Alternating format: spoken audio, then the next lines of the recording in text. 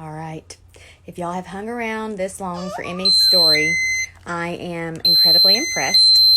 Um, so we got to yesterday, I believe, where Brent had gone home to talk to the kids, and I was at home. So the time frame, like I said, really hazy. Don't remember a ton of what went on, but once they took Emmy from me in recovery, I did not get her back. So that evening, I remember them saying, "Do you want to try to go see Emmy?" And I was like, yes. And they made the comment, I think, that usually they want you to wait like 12 hours or maybe 24 hours to get up after a C-section. But because of where Emmy was at, they would make an exception. And so, oh my goodness, I remember getting up from the bed and getting into the wheelchair and it just being a really hard. I felt real dizzy and just real out of it. And right then I wondered if I might be about to hemorrhage, but I was not saying anything to anybody. And so they got me in the wheelchair. They wheeled me down the hall to Emmy. I couldn't even touch her really because it required me to lean and I couldn't. And so that's the video you saw of Brent leaning down and petting her and basically being mom to her. I couldn't. I could only see her and talk to her, and that was hard. It was during those moments of being in there that they got approved for a transport to Scottish Rite. And I was so thankful because I knew Emmy needed care. And I was so thankful that they were coming tonight to get Emmy. And so I started just feeling real like, oh, I don't feel good. And it felt so wrong to say, I want to go back to the room because I felt terrible to leave my baby. But I was like, I'm ready to go back. And they started wheeling me back down the hall, and the whole way I'm like, oh no. And when we got into the room, as I got up to get into the bed, I just remember feeling that gush. And I said, oh no. And they could see the blood. They helped get me into the bed, and it was really chaotic. They said my incision was bleeding and I was bleeding vaginally. I was hemorrhaging. And I remember them hollering down the hall. And at one time, I remember thinking, I was really, out of it. But I remember thinking, this is serious. And I remember counting by twos around the room. 2, 4, 6, 8. And I got to 10. And there was 10 nurses, I guess just nurses in there helping me. I remember, if you've ever had a baby and they press on your uterus to massage it to help it to contract, they were doing that, and I thought, I'm gonna die from the pain. They could not get me to stop bleeding. I heard one of them say she's gonna have to go back in. She's gonna have to go get back opened up, and I said, in the same spot?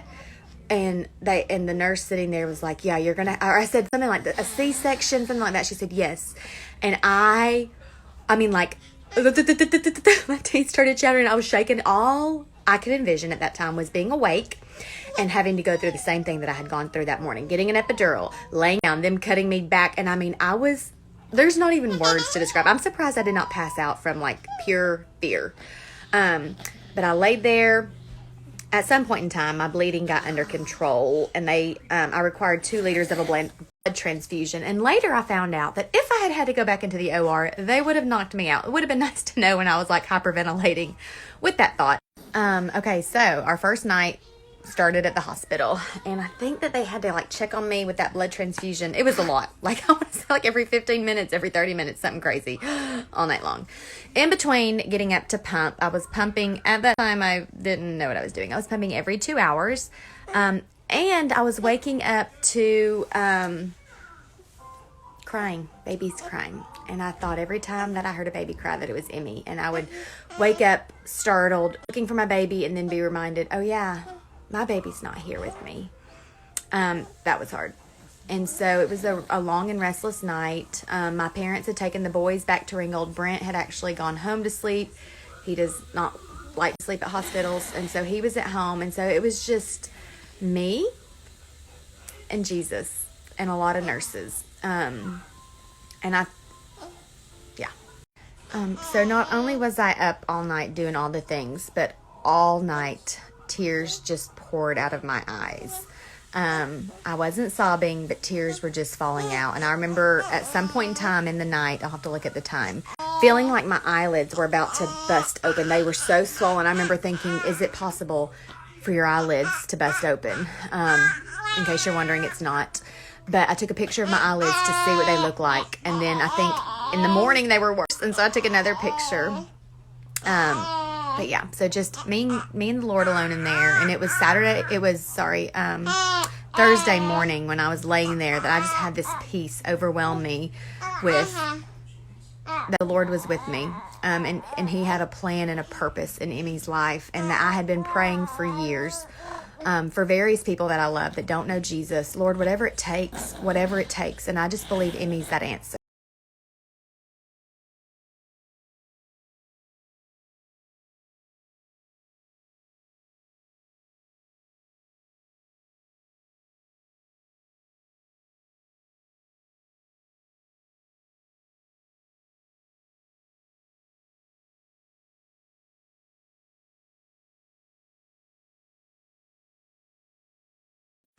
And on Thursday when I woke up, or that afternoon at some point in time, I just had that peace. But I was like, I'm getting out of here and I want to go see my girl. And I told a nurse that. I'm like, they told me I could leave at 24 hours because my baby's in the NICU. And she was like, I mean, you can, but you tried to die on us last night. And I'm not telling you what to do. I'm just encouraging you to take care of yourself. Emmy's being taken care of. And I'm usually not very good at listening to things like that. But I knew in that moment, I got a long road ahead of me and I need to take care of me. Emmy's okay. And so I made the decision to stay another night. So I did not get discharged until Friday, 48 hours after she was born. And I did not get to go see her really until Friday night. And it was 6 p.m. or so when we got to Scottish Rite. I was exhausted and in a lot of pain, but finally able to see her.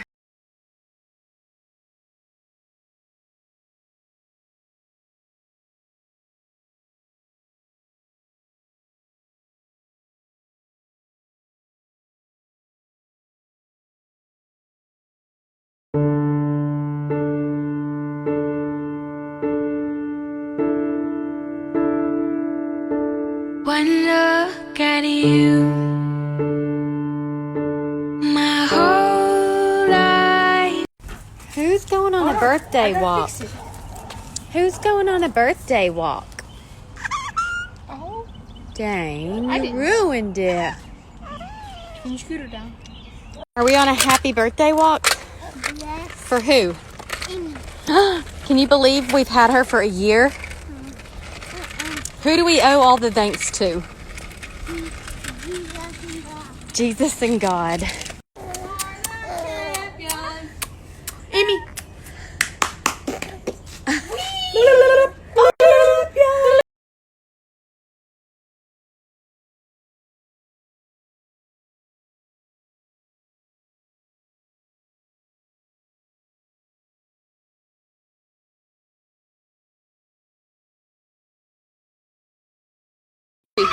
Happy birthday to you. Happy birthday to you.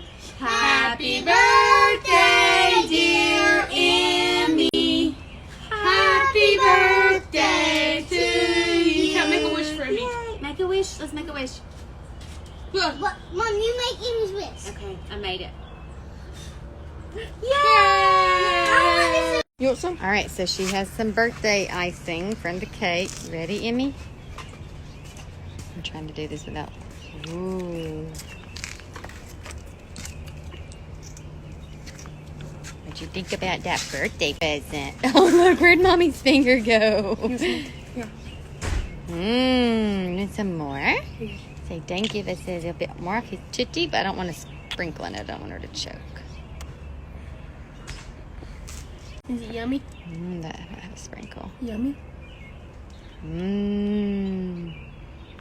Oh, happy birthday, Emmi. She's like, wait, don't go away yet. Happy birthday, Emmi. Mom.